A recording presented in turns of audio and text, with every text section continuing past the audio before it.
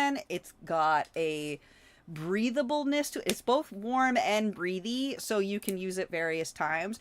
These were ordered for T&L, one of our buddies. He ordered 4 of them. He wants purple transitioning to white, purple transitioning to black or gray, blue transition to white and teal. So the next one I'm doing, because I just did 2 purples, is the teal.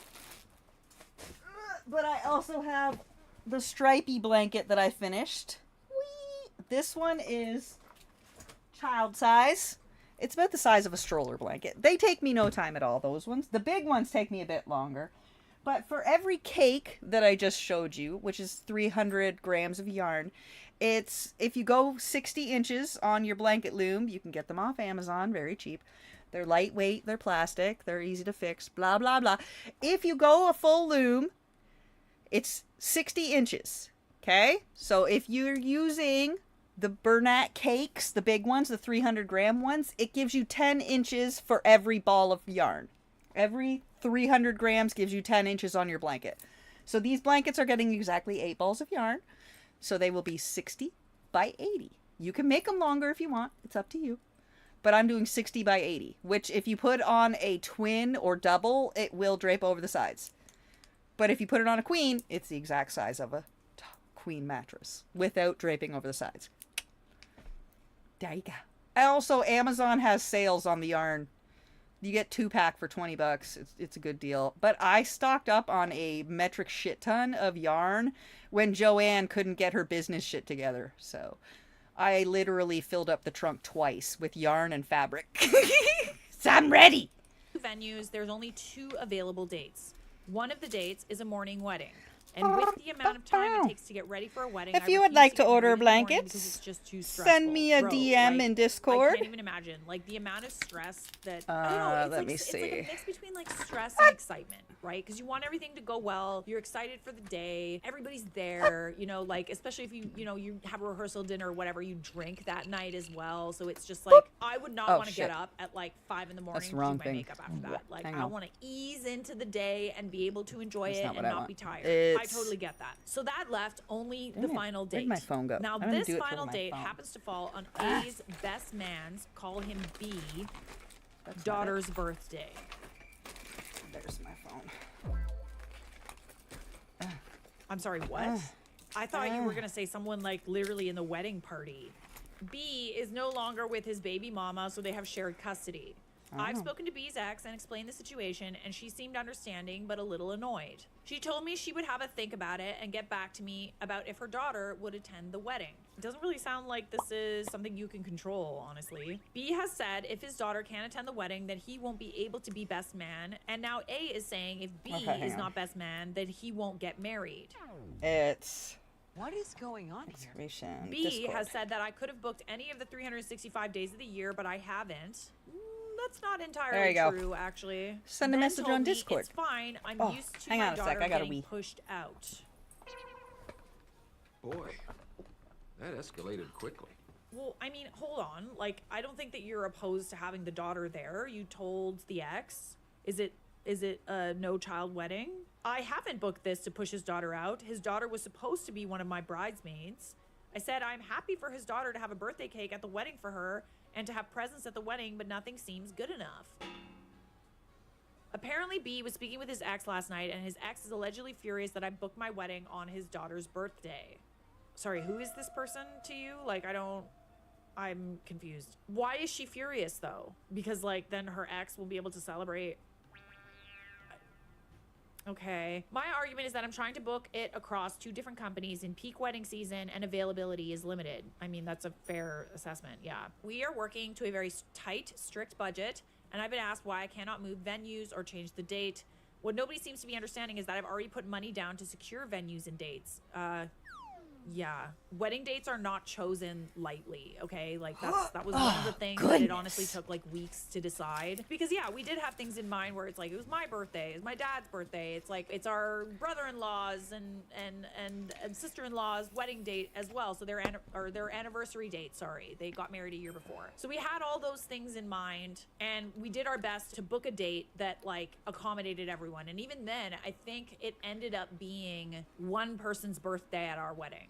He was totally fine with it, though. Like, I mean, he was in Italy, like, drinking for free, eating for free. He didn't care. He's like, yeah, this is the best birthday ever. Like, my dress has been picked based on a summer wedding, so I can't be moving it to a colder season. You don't need to justify yourself to me. Okay, like, listen, sometimes I can see people try to, like, justify their actions with regards to their wedding dates. Point blank, you picked a date that was available. That's it. You don't have to, like, grasp at straws and, like, say all these things about, like, oh, I can't do this because of this. Like, listen, it's okay. You picked your wedding date because you picked your wedding date. And due to, as eldest daughter, my bonus daughter in school in the South, we can only have a wedding during school holidays. That being said, the school holidays for the North and South are rarely at the same time. For 2027, the school holidays that are the same are the summer half term and the summer holidays. Alice Right now, is I really on feel her the most spring important break person right to now. A is B, not me and not our No daughters. school until Monday. Okay, that's fair. Okay, I see why you said that now. Yeah, but like also B is kind of like putting the cart before the horse and sort of assuming that like his daughter won't be invited to the wedding or something. So Reddit, am I the a-hole for booking my wedding on someone's birthday? No, like there's only 365 days in a year, and like even then there's only so many wedding dates and weekend dates available for weddings. Someone's gonna have to share a date with your anniversary. Like I'm just saying, someone There's is gonna billions have of to share people an you're going important to date overlap. with your wedding. Edit I to have add, I'm I not have mad at B for wanting to 4 spend the day with his cousins daughter, with the same but A, birthday B, as me. B's ex, 4. now And they're B's awesome. New misses are making it seem and feel like I'm worse than for booking it on B Junior's birthday. At least that's how it feels. No, I think B's kind of being a little bit of a drama queen, honestly.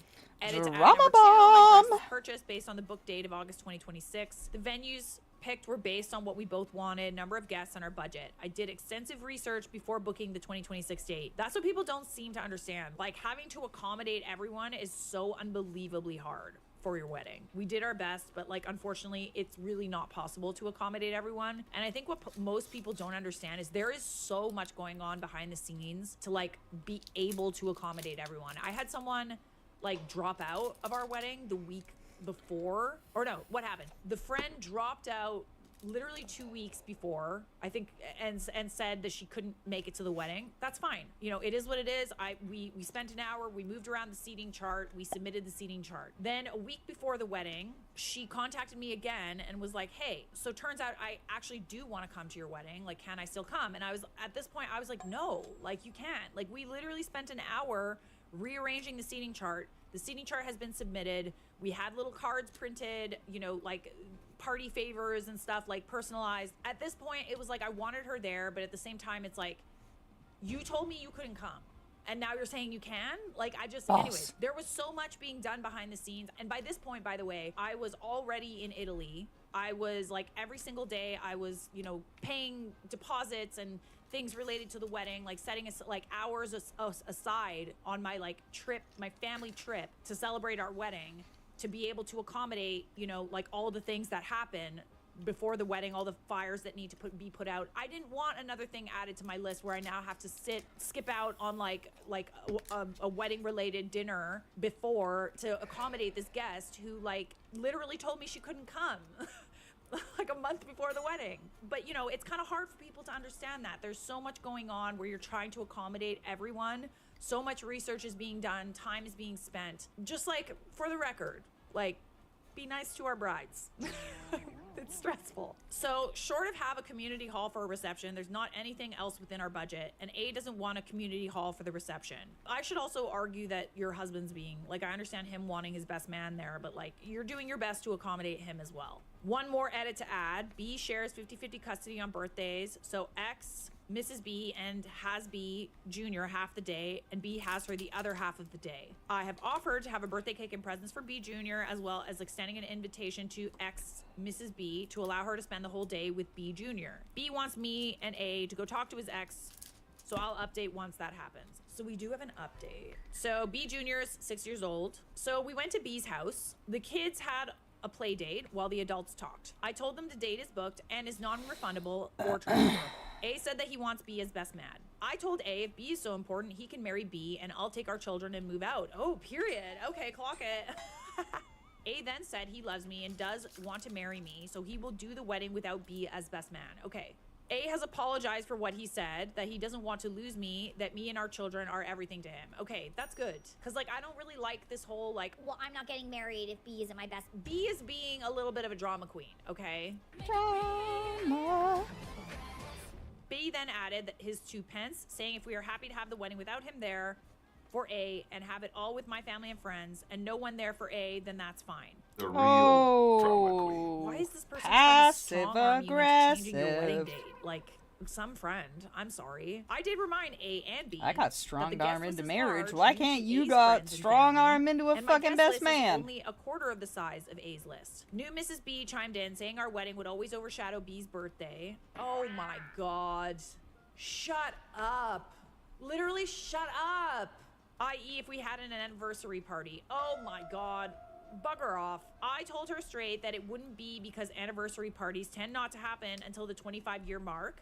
By then, B Jr. would be an adult, but also anniversary parties can be held on other dates. It doesn't have to be on the exact date. Like, All right, this is that so one's dumb. the I'm last sorry. one. Why are you even pandering to these people? Like, this is so stupid. This isn't about you. Shut up. It's none of your business. Suck it up. I also told them all, rather than play victim and attack me for the date booked, why don't they all go on at X Mrs. B and get her to change her mind? Not one of them had a thing to say. Yeah, I fail to understand why you are not being accommodated. You and your wedding are not being accommodated. And, like, we're just doing everything that B's ex wants. Like, who is this woman to you? No one. She's not a friend. She's not a family member. Like, I said if B I guess really I'm wanted done to be with there all for A as these. best man, he would. It is B's choice We're to gonna be dump there them or all not. into the I bucket. agree with Reject that. I also bucket. asked B, why Till not we ask open B the next Jr. set. what she wants to do on her birthday. If B Jr. wants to be a bridesmaid on her birthday and he said no, that would be seen as trying to weaponize the child and the day. I'm saying it was a choice. Where's my choice? That is a very good point. Like, how come, Dump. like, have we even talked to the Dump. kid about this whole birthday situation? Why is he being so, I don't know, whatever. B has said he's going to keep pushing for X Mrs. B to allow it, but to plan the wedding without them in the bridal party. If any other drama comes up, I can update if people are interested. I have a feeling more drama could be coming. So yeah, even people in the comments are like, why is everyone being considered but you? Yeah, I mean, I'm sorry. Like, I would think that you can play that bride card, please accommodate me in my wedding just this once. Like, literally just this once. Hopefully just once. People are pointing out, the guy said he wouldn't marry me if his friend wouldn't be there. I would have walked away from him. I agree with that. I'm not really liking why the fiance said that. It seems really dumb. You being a bit of a groomzilla. I can understand, like, wanting your friends there, but, like, his friend is also being really unreasonable. I don't think you're the a-hole. I think that you There's did a your garbage best to can behind accommodate me if you're everyone, but wondering. at the end of the day, this is your wedding, and you need to accommodate yourself, too. And everybody else also needs to try to accommodate you. If not, it's all good. Don't be there. Not the a-hole. And I don't want to see another thing about it in the comment section. Shut up. My former best friend ruined our ceremony. My husband and I got married a few months ago. We had a very small wedding, 35 guests, with a short ceremony and reception afterwards. Overall, the whole weekend was beautiful. We are rather nomadic, and we had friends travel in from all over the country to be there. Lots of love and celebration. However, I wouldn't be here if there wasn't any drama. A few months prior to the wedding, I asked my best friend to be our officiant. As wedding planning went underway, I checked in with her several times to make sure she was comfortable and preparing her for her part. She assured me she was there for me however I needed her to be. Alright. My husband and I Diamond created a up. script for her to read with very specific wording. She had a copy of it sent to her in the week prior to the wedding and confirmed Alright, now that it was these beautiful. all get Okay, so you did a lot little of the work foamy coaster yourself. bit on their You butts. created the script? Crazy. The only section I left up for her was the intro. I wanted her to put something personal there. She knew both of us and she knew how special this day was, especially to me, as this was my second wedding and she had been there for the disaster of my first marriage and what that turned out to be. I had never thought I would ever want to be married again, and yet I found this wonderful man, and she has seen how wonderful he is as well. Well, the day of the wedding came and it all went to hell quickly. I'll spare the full details, but basically leading up to me walking down the aisle, it was all about her and her life drama. Stop it. Oh, stop. Oh, please spare me. No. Oh my God.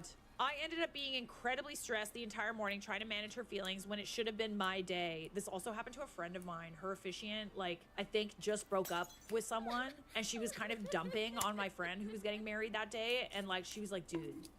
Like, I remember her being like, honestly, like, if she tries to talk to me about it again, I'm gonna have to tell her, like, very nicely, not today. The officiant wasn't even friends with her either. The last thing a bride wants to do on their wedding day is, like, pick up someone else off the ground, you know, like, carry the emotional weight of someone else. Like, no, like, please do your friends a favor. If they're getting married, just, like, give them one day to not hear about it. Like, just one day. Like, so for the ceremony, she walked down ahead of me. She enters in and immediately exclaims, everyone is shocked, but my husband tries to recover, get her set up with a clip microphone for our live stream. We were running everything ourselves with no wedding planner. She doesn't want a mic, which in retrospect was actually probably good because at least our live stream viewers couldn't hear what happened next. Oh, I'm scared, but I also can't stop reading. This is just so brutal, and yet I can't look away. I walk in with my dad, and we're finally ready to begin the ceremony. She says a few housekeeping things and then turns to us. Here are the highlights of what happened. 1, after saying sweet things about me in her intro, she looks at my husband and said, I don't really know you. oh my God, no, you make something up, babe, no. 2, she then gestures to us and starts our vows. We hadn't done the I do's yet, which was in the script. I had to stop, get a copy of the script out of my own folder and hand it to her. She stops, reads a little, then does those. Oh my Lord. After our vows, she went completely off script again. She didn't have me repeat after her for the exchange of rings, but then turned to my husband and made him repeat after her. None of which she said was on the script either. After he finished repeating and after her, she said, good boy, and slapped his shut the front door. Stop right now. Like, literally stop right now. Thank you very much. Absolutely not. I am speechless. There's more. Number 4, she didn't say our introduction as husband and wife correctly either, just made it up and spoke like a ringmaster in a circus. It's literally not that hard. Like, you literally, all you had to do was read from a page. 5, throughout the ceremony and reception, she kept trying to fluff out the train of my dress when it wasn't necessary, including while my husband was reading his vows to me. She got up out of her seat, walked over and grabbed the train on my dress, did it twice. Honestly, like, I don't want to read into this, but, like, I feel like she's kind of, like, sabotaging your wedding because of, like, her own, like, going on. Ugh. This is the thing about weddings. They bring out the worst in people. People find it very hard to be happy for other people. Weddings are emotional, you know, it makes you look at your own life. It makes you compare. It's human nature. I would think twice about being friends with someone that could not just let you have a day without centering themselves and being a basket case. Like, I genuinely would, and I have. I'm not gonna get into it. I'm just saying. It sounds like this friend is very used to you being there for her always, and that might be the dynamic she likes the most. So this is all recorded. Every time I watch it, my blood pressure rises. It was so straightforward. All she had to do was look down and read that part. We had gone over the script, so it wasn't a surprise to her at all. No, like, I genuinely feel like it was kind of on purpose. I have since ended my friendship with her. Honestly, good. While I don't think it was intentional sabotage, the fact is, if it wasn't intentional sabotage, she didn't care enough to do a good job. And that's also bad. Okay? Her nervous reaction was to make it all a big joke and a spectacle, and it really, really hurt me. She has told everyone that she felt pressured into it. Ugh, please. Done. It's, like, honestly, it's a big job, All right, let's add it like, to the it box makes people of the rest of nervous. the flowers. Public speaking for other people. I've been there, but, like, that's not an excuse to do a bad job.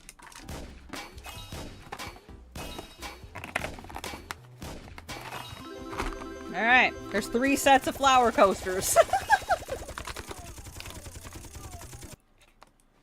When that was not the case at all. I've had friends who happily would have done it, but as I said, I thought she would have had it together for her best friends. All right. Is it more diamond painting? She slapped Oh, his you know ass. What is wrong with this person? How can you... That's... Let's yeah. switch to lube. Like, the only thing I can think of was, like, is she trying to, like, make it funny? Like, was that, like, she's trying to lighten the mood? And, like, she wasn't... It's possible. Oh, tough crowd. But, like... bestie. OP responded, in no circumstances would that be appropriate. I think people on her side don't see it as a big deal because she's a petite, bubbly woman. But if the role had been reversed and it had been a male officiant slapping my ass, hands would have been thrown quickly. Yeah. And like even saying good boy, like what? This is why I'm saying, like, you know, people who find it hard to like let someone else have the spotlight for a day, I genuinely think that there's something deeper at play. Jealousies. This is big just a one, regular pen. resentment. It's also if you're curious, just they've gotten it helps used to a me wind the relationship yarn where easier. they're constantly the center of attention, Blanket loom. and you're constantly having to take care I'm of using them. a And double this is hook one because I'm instance fancy. where that Normally dynamic they is come not with a the single case. hook. It's You still can kind order of the a bit of double a hooks power off play, Amazon, too. Like, it's or like, get them at a craft store. It's up to anyways, point being, if someone does this at your you. wedding, Not Joanne's though, because that bitch went out of business. just rethink the relationship. In any capacity, if they are trying to like be a nutcase, if they're getting drunk, like if they're literally going over and above to just try and be the center of attention in any way, shape, or form, whether it's like playing the victim, getting drunk to the point where people have to take care of them, just like, you know, causing drama. There's so many ways in which people try to like divert attention toward them because they can't handle someone else having the spotlight. There's something deeper at play. I'm just saying. Am I the a-hole for leaving my sister's wedding early without telling anyone? I, 26 male, went to my sister's wedding last weekend. We were on okay terms, not super close, but not estranged or anything. I was a guest, not in the wedding party. From the start, the day felt off. There was a lot of last-minute changes and stress, which I get. Weddings are chaos. But my sister kept snapping at me over small things, like asking me to move seats because you're blocking the photographer. Then later getting mad I moved because she wanted family together. At the reception, I was seated at a table with people I didn't really know, which was fine, except my place setting was missing. Ooh. Definitely throwing shade. Yeah, I can tell you that unless you're a +1 or you were invited last minute, that was not a mistake. Or if it was a mistake, it's a very hurtful mistake. It's also sitting at a table with people you don't know. Like, we had tables that were like overflow tables, and we just like did our best to at least sit someone with someone else that they knew. Like, always. The singles table, the kids table, the weird relatives table. But those were the tables that were just like, either your party's too big to all be sat together, so we're putting you on your own, or like we just literally don't know where to put you because you don't know anyone, or you don't know many people. I'm just saying, like the overflow tables, like not putting people together, that's not how I would do it. No name card, no food choice, nothing. I flagged a server and eventually got a plate, but it was clearly an afterthought. Ooh. I know this sounds minor, but combined with everything else, it kind of sucked. Yeah, you were an afterthought. You either were an afterthought or it was deliberate. I'm just saying. During speeches, my sister thanked everyone who really showed up for us, and then specifically listed friends, coworkers, and even neighbors, but skipped me entirely. Again, I know it's not about me, but it still stung. Ooh, hang on a second. Bombastic side eye. I understand that they're not watermelon close, juice. but like, you still say it, you know? Hang on. Unless you were like horrible to her, I fail to understand why she's treating you like an afterthought. By that point, I felt awkward, tired, and honestly unwanted. I don't blame you. I stayed through dinner, hugged my parents, and left quietly without saying goodbye to my sister. I didn't cause a scene or announce anything. The next day, she texted asking where I disappeared to and said it was hurtful that I left early and didn't say anything, especially since people noticed. I said I wasn't feeling great and didn't want to make it a thing. I actually prefer it when people like don't say goodbye, you know? It does become a thing. Like when you're saying goodbye to one person, you end up having to like go around and say goodbye, and then you come up with the it's just better to just French exit. Now she's saying I was passive aggressive and that if I had an issue, I should have sucked it up for one night. My mom agrees and said weddings aren't about individual feelings. I mean, to be fair though, it kind of seemed like she didn't really consider you to begin with. Like, watermelon juice. It's not like you were super important. You didn't include her in the speech. She didn't even put you somewhere where you knew anybody. Like, you were an afterthought. So I fail to understand why it was so important for you to be there. I get, you know, the whole weddings aren't about individual feelings thing, but like at the same time, I would also feel like I don't feel I'll turn wanted. the desk cam back on I in a don't think it second. was important for her to be Just there. A friend of mine thinks it's weird. I was treated like an afterthought, and then quietly leaving was fine. I honestly didn't intend it as a statement. I didn't feel like I belonged there anymore. Listen, you could have stayed. You know, at the end of the day, I think that your feelings were definitely hurt. I had people leave early from my wedding because they had other things going on, and it's okay. Like, obviously, I would have loved if they stayed, but I didn't hold it against them. Like, it is what it is. Yeah, I just, like, I don't really think that she's in a place to be like... You were meaningful to me, and you left my wedding, and that, like, hurt my feelings. It's like, well, I wasn't meaningful enough for you to, like, even put my name on a table. I wasn't meaningful enough for you to even, like, pick something for me to eat. I don't know. I get why you left. I don't really like staying anywhere where I'm not wanted either. I understand it's your sister, but, like, whatever. I'm afraid that she brought this on herself. Here's a good point. You did fine. She's mad because people asking about you meant she had to admit she hadn't paid attention and didn't care. She'll be fine, and so will your mom. If it was a real issue for your mother, she would have said so when you hugged her goodbye. That's a very good point. You did say goodbye to your mother. Why is it that she didn't try and get you to stay? She's not mad you left. Mom is mad she had no way to shut your sister up. I mean, the mom has a point. You know, weddings are not, like, for personal feelings. I do get that, and I preach that a lot. But I think in this case, like, it's like, like, it just seems like OP wasn't wanted there. Like, the whole day, she's just, like, being brushed aside. It's not like she made a scene. It's not like she went up to the bride and, like, complained about where she was sitting, which happened to me. I'm just saying. She just, like, quietly was like, okay, it's fine. I'll just leave. I failed to see an issue with that, honestly. And, like, I don't help family with their weddings. I learned my lesson. Unless people pointed it out, which they did. Not the a-hole. She only cares because people asked where you were, and also she only noticed because people asked where you were. Not the a-hole. The guest list, table sitting, name cards, speeches are made prior to the wedding day. I would feel left out too. The part with move for the photographer and calling you back, I find that more normal, hectic behavior, and often we snap at family because we feel safe, that they will understand we don't mean it. Not saying it's a good thing, just more what often happens. Sounds like your sister's a bit of a golden child and mom being the enabler. I would also agree with that dynamic, yeah. I went to a family wedding once. I lost something once. All family members except me were seated at tables together. My Love assigned seat SpongeBob. was at the opposite I side like of the the room, old alone at a SpongeBob. table with I people don't like didn't know. new Yeah. SpongeBob. The Honestly, last, like, at that point, like, I know that 5-10 the scene years, chart was, like, SpongeBob super, has turned super into annoying stupid. and a pain because it was a destination wedding. It stopped I started being making about tongue-in-cheek me again, and, but this is, like, you know, all I have reference and to. started It's all being about me just now. general In our case, it was a destination nonsense. wedding. People were traveling really far. I wanted to make sure that they were sitting next to at least one person that they knew. Because it's like, I don't know, it's just like kind of hard to just sit there for, like, again, it's only a couple of hours. It is what it is. I have but, like, an you know, you want adopted people to feel, like, older safe in daughter an that's, like, environment. 25 At least right I now. know I like feeling safe in an environment where I don't know anybody. I have a So terrible seating memory, them and I with can't someone remember they know is exactly important. how old. Not a family member came to say hello. I don't even That remember was how old before I the am. So shoot. don't get on I me left about for my dinner, I even though don't it's been I don't 5 know what years, year I it is never most of the forget time. or I don't know forgive. what month it is. Some people are pointing I don't know out what day there of the might week be it is. missing I don't info. care. This post stinks of missing reasons. Two sides to every story, right? It's I hard. also kind of had that thought too. It's like, why? That's also is why there I such don't an tell issue between lies, the is sisters? because I don't I understand. already Maybe they have had, like, a massive falling out that OP's a lot not of talking memory about. issues. But even then, you know, like, fair enough. She left. You know, she didn't go somewhere where she Too many isn't wanted. concussions. Maybe the sister had reasons for. Yes, I like, did play sports when I was excluding young, her but or that's not whatever, why. Or making her feel unwanted. I don't know. I genuinely don't. I also feel have a like it's ever ton okay to of do this, honestly, with PTSD family, but like from based on what OP bad stuff shared from my I'm gonna go childhood with all not the way a-hole, through. and we'll leave it at that. Am I wrong for being hurt that my best friend doesn't want me at her wedding? Well, it depends on what you did, bestie. Just Are kidding. you Let's really see what best you said. friends, For though? context.